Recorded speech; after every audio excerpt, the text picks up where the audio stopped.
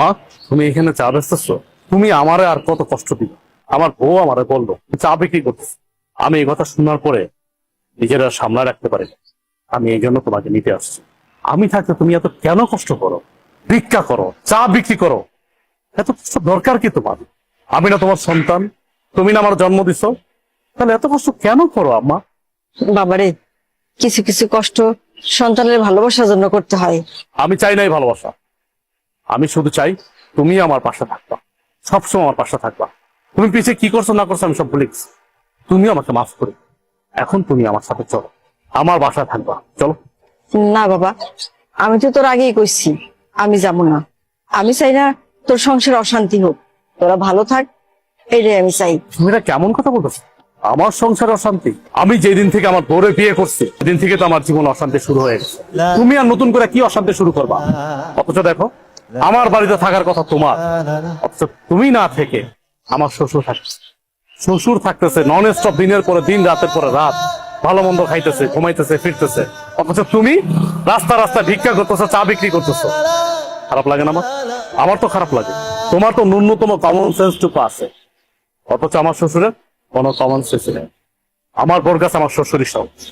যাই হোক মা, আমি তোমার এত কথা বলতে পারতেছি না, এখন কোনো কথা আমি শুনবো না তোমার। তোমার এই চার ব্যবসা রাইখা এখন আমার সাথে তুমি চলো। এখন থেকে তুমি এই বাড়িতেই থাকবা। তুমি এত কিছুর পরেও সেই তোমার মাকে বাড়িতে নিয়ে এসছো, আমাকে তোয়াক্কা করে তুমি তোমার মাকে নিয়ে আসছো। তোমাকে কি তোয়াক্কা করবো? কি তোয়াক্কা করবো তোমাকে? আমি এই সংসারটা চালাই, আমি ইনকাম করি, আমি পাঁচতলায় বসে এসির বাতাস খাবো, আর আমার মা রাস্তা রাস্তা চা বিক্রি করবে, ভিক্ষা করবে, সে গাছের নিচে থাকবে।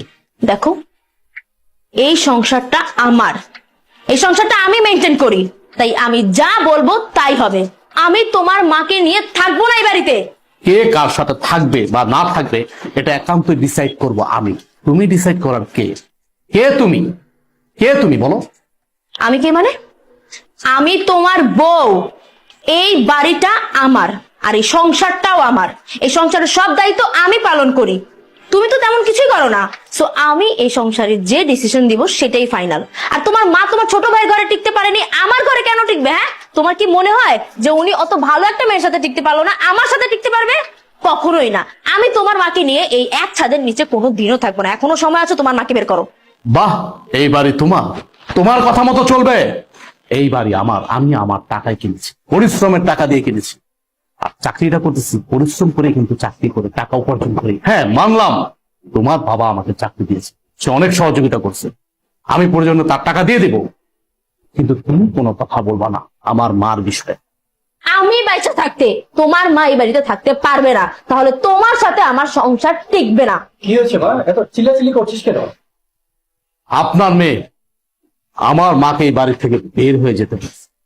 আমার মাকে সে সহ্যই করতে পারতেছে না। আপনি জিজ্ঞেস করেন কেন আমার মাকে সে সহ্য করতে পারতেছে না? আমার মা গরিব, এই জন্য। বাবা দেখো, মহিলার দিকে তাকাও।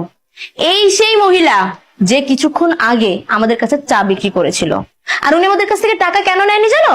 কারণ উনি আমার আদরের শাশুড়ি, আমার এই হাজবেন্ডের একমাত্র মা, ফকিন্নি মা, যার কারণে আমাদের কাছ থেকে টাকাটা তখন নেয়নি সে।